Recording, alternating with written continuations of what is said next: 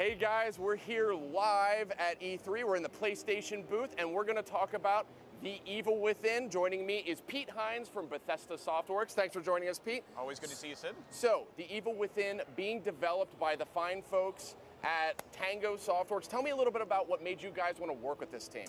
We follow and keep in touch with developers that we like and respect. Shinji Mikami and the work that he's done kind of speaks for itself, and so in talking to him and what he was putting together at Tango, we had a real interest in working with them and helping him realize his vision, which is I want to take survival horror back to its roots and do a pure survival horror game, and he and his team at Tango have been put together to do just that. And I'll say this, nobody makes a survival horror game quite like these guys. So The Evil Within, like you said, it's a very classic approach. Beautiful sets, gorgeous lighting. Let's actually talk a little bit about the tech first, because This is a game that's using id Tech 5, one of the creations of John Carmack, one of the legends of the industry, the godfather of 3D programming. Let's talk about how this tech, though, infuses this game. I mean, it's coming to PS3 and PS4. Right. What is it going to bring to the party? One of the things that appealed to the guys at Tango about using id Tech is that it's super flexible and it's very clean. So they were able to take it and repurpose it for their own purposes. id Tech was built to make first-person shooters, right? For Rage and for other stuff that id was working on, and it was really up to Tango what they wanted to use, but after they took a look at id Tech, they said, we want to take this and modify it and make our third-person game with it. We think it's perfect what we're able to do to bring in things like dynamic lighting, to do all of the stuff that they wanted to do with animation, and it seems to have suited their purposes really well. And we're taking a look at it right here. This is actual game footage, and you can see the game has a very dark look to it, deeply, deeply detailed. I'm sure it's going to look fantastic on PS4. I've seen it in action.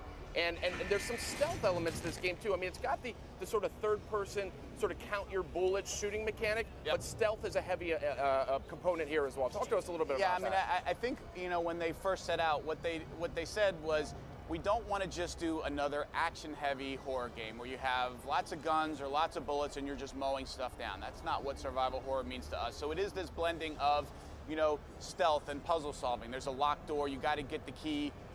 It's a little tough to tell from the demo and the gameplay footage, but a lot of this stuff that you're seeing is dynamic. So how the creatures and the enemies will react in the environment is not the same every time. If you die and you go to replay a level, they're not going to move the same way. So you have to think your way through and figure out right opportunities, maybe use distraction.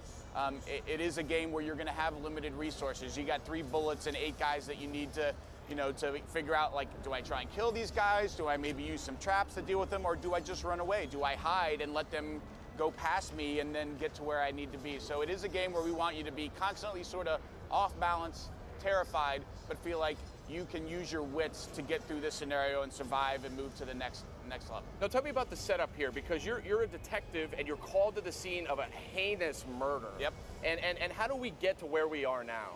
So what you're seeing here is all from that first part of the game, and basically Sebastian shows up to this asylum, dead bodies everywhere, something terrible and strange is going on.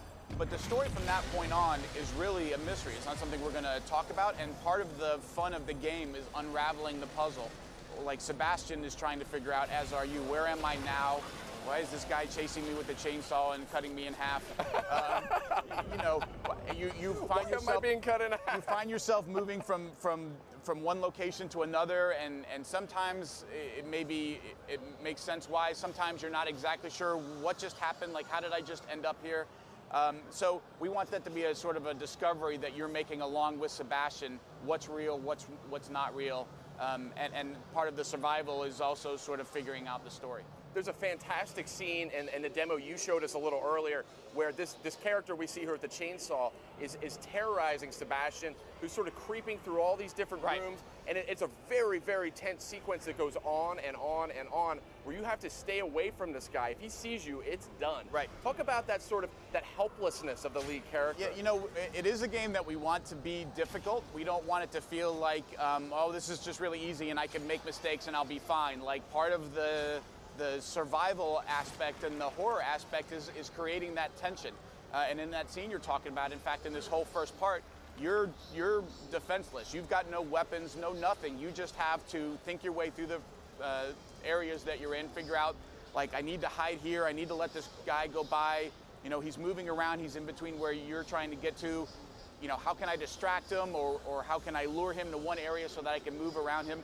So again, you feel like you have tools at your disposal, but those tools might be, you know, just an empty bottle on the floor, or you thinking through, I can hide in here and he'll go by, and those kinds of things. So we don't feel like you have to be killing something for it to be tense and fun. That certainly there's going to be those moments, but you never know when they're going to be. Yep. And you're going to be opening a door and thinking like, well, is this going to be the part where I'm fighting something, or is it just an empty room where there's some resource? Like that constant off balance and never sure, you know, what is it I'm going to have to deal with next is part of the fun and creating that tension. Now talk about the killing people part of it.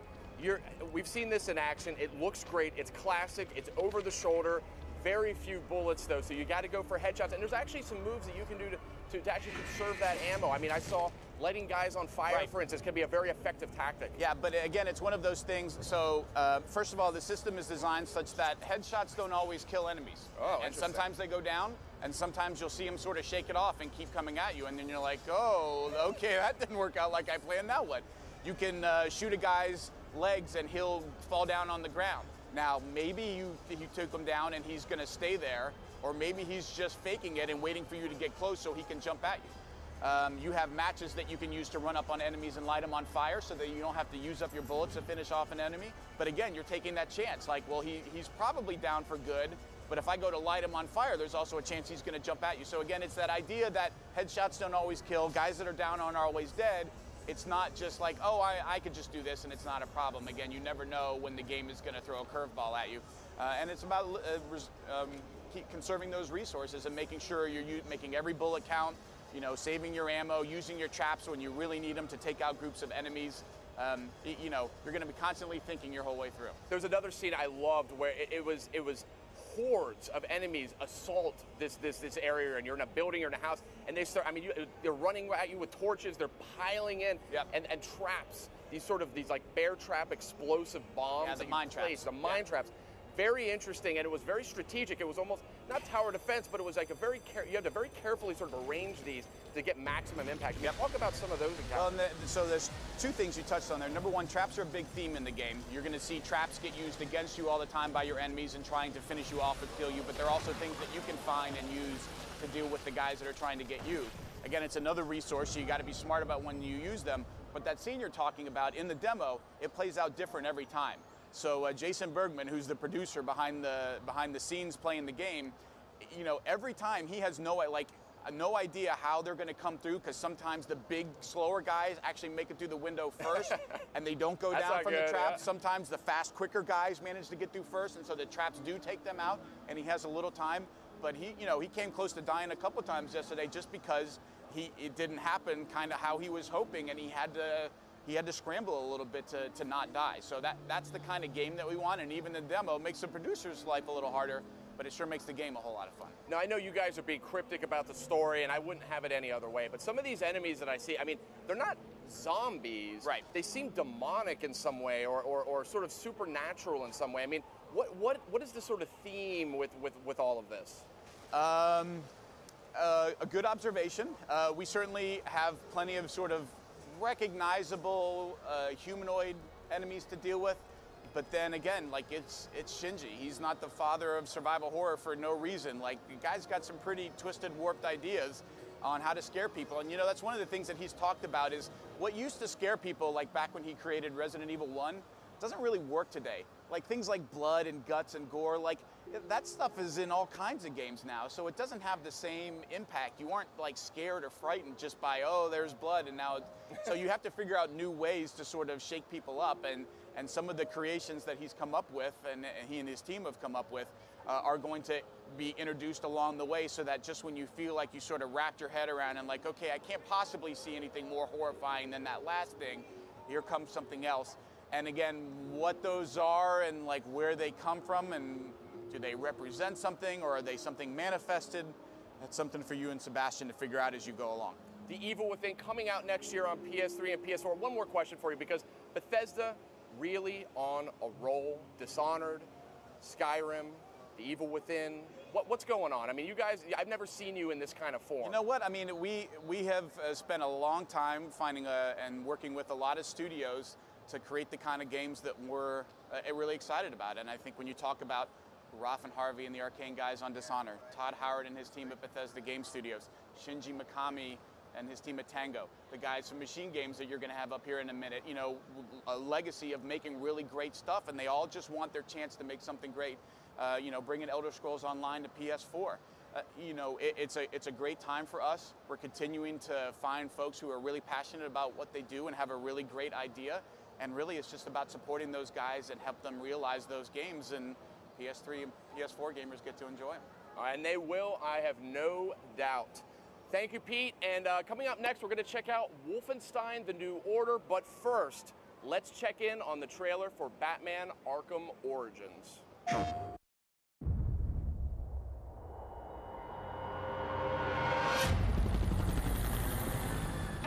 This city has a problem. Some freak who thinks he's a hero. Luckily, there ain't a problem in the world that can't be solved with a little bit of money. Tonight, we all win. One of you walks away with $50 million. And the rest, well, we get rid of the Batman. Where's Black Mask? Let me go! If you insist.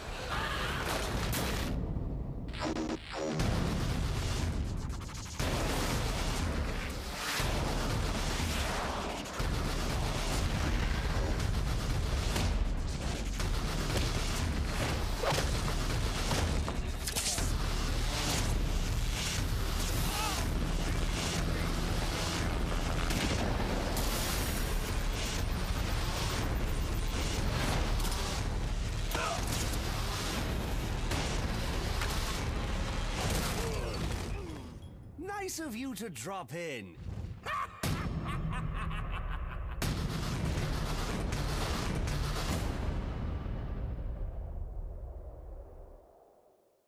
PlayStation